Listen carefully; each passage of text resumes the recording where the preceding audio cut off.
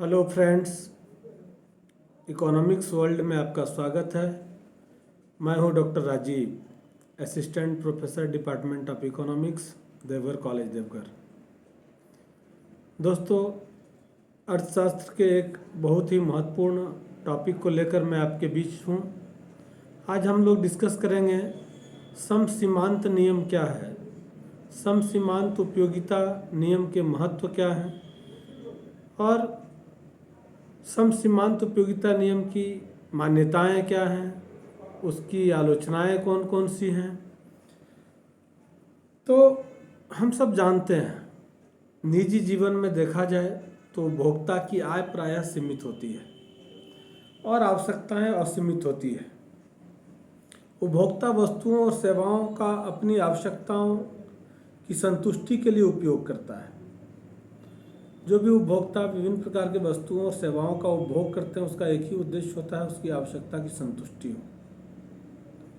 हम सभी उपभोक्ताओं के सामने यही एक धर्म संकट होता है कि हम निम्न आय में, कम से कम आय में या सीमित आय में अपनी तमाम आवश्यकताओं की वस्तुओं और सेवाओं पर कैसे व्यय करें जिससे हमको अधिकतम संतुष्टि प्राप्त हो सके, या सीमित साधनों से असीमित आवश्यकताओं की पूर्ति करने के लिए हम जब भी किसी वस्तु या सेवा का क्रय करते हैं तो हम इस बात का ध्यान रखते हैं कि कम से कम लागत पर अधिक से अधिक संतुष्टि की प्राप्ति कैसे हो।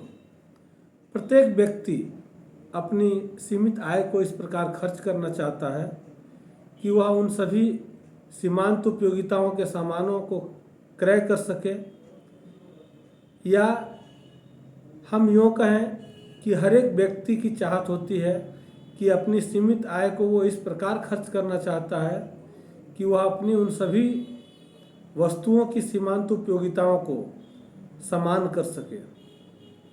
यही समसीमांत अवधारणा कहलाती है।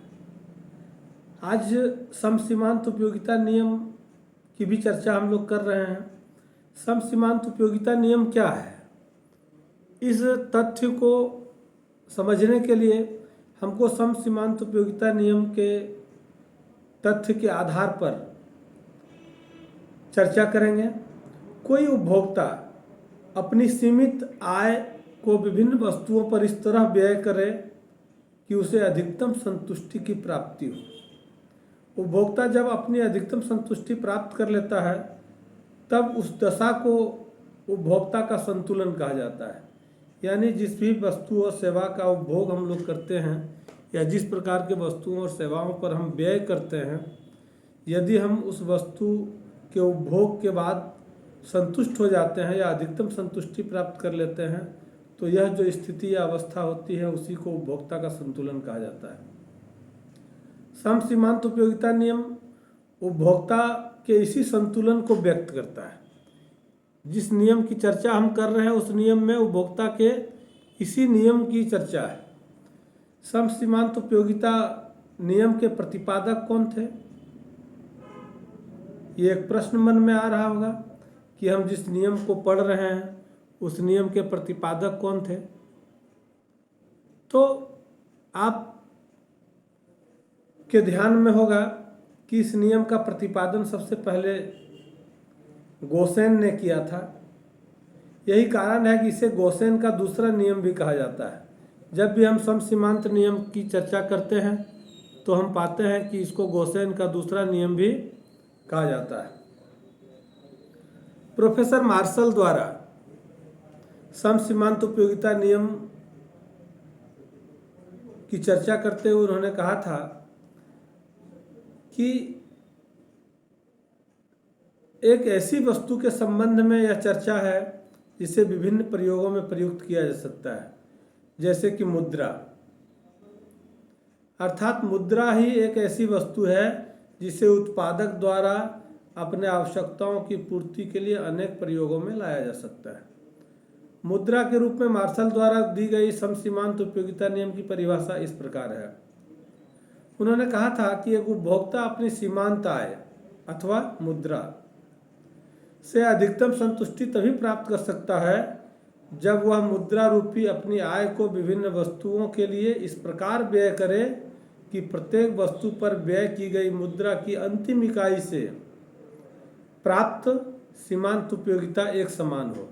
अगर अंतिम मुद्रा की अंतिम इकाई से प्राप्त सीमांत उपयोगिता एक समान नहीं होगा तो उसको अधिकतम संतुष्टि की प्राप्ति नहीं हो सकती है। इस नियम की कुछ मान्यताएं हैं। जैसा मैंने प्रारंभ में कहा था कि मैं समसीमांत उपयोगिता नियम की मान्यताओं पर, महत्व पर और उसके आलोचनात्मक पक्ष पर चर्चा करूंगा। तो कुछ मान्यताएं हैं। इस नियम की यह मान्यता है कि उपभोक्ता एक विवेकशील प्राणी है, यानी कि कोई भी व्यक्ति, कोई भी उपभोक्ता अपनी सीमित आय को व्यय करते हुए किस प्रकार अधिकतम संतुष्टि प्राप्त करना है वो उपभोक्ता जानता है। उसको अच्छी तरह मालूम है कि हम किस तरह व्यय करेंगे ताकि अधिकतम संतुष्टि की प्राप्ति हो सके। दूसरा है, इस नियम में यह माना जाता है कि मुद्रा की सीमांत उपयोगिता समान रहती है, यानी मुद्रा की मात्रा में कमी हो अथवा वृद्धि हो, उसकी सीमांत उपयोगिता बदलती नहीं है किसी भी स्थिति में। दूसरे क्षेत्रों में यह बदलता रहता है। तीसरा, इस नियम में यह मान लिया जाता है कि उपभोक्ता की आय, फैशन, रुचि इत्यादि में कोई परिवर्तन नहीं होना चाहिए, ये सभी स्थिर होती है। चौथी मान्यता है कि इस नियम में यह भी एक विशेष मान्यता है कि उपयोगिता मुद्रा रूपी पैमाने से मापी जा सकती है। कोई वस्तु कितना उपयोगी है ये मापने के लिए हमको मुद्रा रूपी पैमाना का प्रयोग करना पड़ता है, अर्थात मुद्रा के रूप में उपयोगिता मापनीय है या मापी जा सकती है। अब इस नियम के महत्व क्या है? समसीमांत उपयोगिता नियम का महत्व विभिन्न क्षेत्रों में और विभिन्न परिस्थितियों में दिखाई देता है। पहला महत्व है कि उपभोग के क्षेत्र में प्रयोग। इस नियम के आधार पर उपभोक्ता इस बात का निर्णय कर सकता है कि वह अपनी आय से कितना वर्तमान में व्यय करे तथा कितना भविष्य के लिए बचा कर रखे। कोई भी उपभोक्ता, हम आप सभी लोग इस बात की चिंता करते हैं कि हम कितना बचा के रखें और कितना व्यय करें, यानी भविष्य की चिंता के साथ हम विभिन्न प्रकार के जो आवश्यकताओं की पूर्ति करते हैं उसमें इस बात का ध्यान रखते हैं। भविष्य के लिए कितना बचाना है, वर्तमान में व्यय तथा भविष्य के लिए की गई बचत की सीमांत उपयोगिताएं समान होने पर ही उपभोक्ता संतुष्टि के बिंदु पर पहुंचता है, अर्थात उपभोक्ता की संतुष्टि होती है या अधिकतम संतुष्टि की प्राप्ति होती है। दूसरा महत्व है कि उत्पादन के क्षेत्र में प्रयोग किया जाता है। इस नियम की मदद से उत्पादक अपनी लागतों को न्यूनतम करके अपने लाभों को अधिकतम कर सकते हैं। उत्पादक को अधिकतम लाभ तभी प्राप्त होता है जब वह कम प्रतिफल या लाभ देने वाले साधन को तब तक प्रतिस्थापित करता रहे जब तक कि सभी साधनों का सीमांत उपयोगिता या सीमांत लाभ बराबर नहीं हो जाए। तीसरा महत्व है विनिमय के क्षेत्र में प्रयोग। इस नियम के आधार पर ही हम बाजार में मुद्रा द्वारा वस्तु खरीदते समय वस्तु से मिलने वाली उपयोगिता तथा त्यागी जाने वाली जो मुद्रा की उपयोगिता है, ये दोनों समान करने का प्रयत्न करते हैं। हम जितने के बराबर मुद्रा का त्याग करते हैं या त्याग करना चाहते हैं उतने के बराबर उपयोगिता की भी प्राप्ति करना चाहते हैं, जिससे हमें विनिमय क्रिया से अधिकतम संतुष्टि प्राप्त होती है। और हम जिस मूल्य पर क्रय करना चाहते हैं, जब वस्तुएं उस मूल्य पर मिलती है तो हमको क्रय करके अधिकतम संतुष्टि की प्राप्ति होती है। चौथा महत्व है वितरण के क्षेत्र में प्रयोग। समसीमांत उपयोगिता नियम जो है यह वितरण के क्षेत्र में उत्पादन के विभिन्न साधनों के पुरस्कार जैसे मजदूरी, ब्याज, लाभ आदि का निर्धारण करने में मदद करता है। अगर यह नहीं होगा तो इसका निर्धारण नहीं हो पाएगा। पांचवा महत्व है राजस्व के क्षेत्र में प्रयोग। इस नियम के द्वारा ही सरकार विभिन्न वर्गों पर इस प्रकार कर लगाती है कि सभी वर्गों का सीमांत त्याग बराबर हो जाए। इससे कुल समाज का कुल त्याग न्यूनतम हो जाता है। इस आधार पर सरकार विभिन्न मदों पर व्यय इस प्रकार विभाजित करती है अपने व्यय को कि प्रत्येक मद से मिलने वाली सीमांत सामाजिक उपयोगिता जो है वो बराबर हो। इससे सामाजिक कल्याण या पब्लिक वेलफेयर को बल मिलता है या सहयोग मिलता है। इसकी सीमाएं क्या हैं या आलोचनाएं क्या हैं? सम सीमांत उपयोगिता नियम की कुछ आलोचनाएं हैं जो आपके सामने है। पहली आलोचना है कि इस नियम की मान्यताएं दोषपूर्ण है।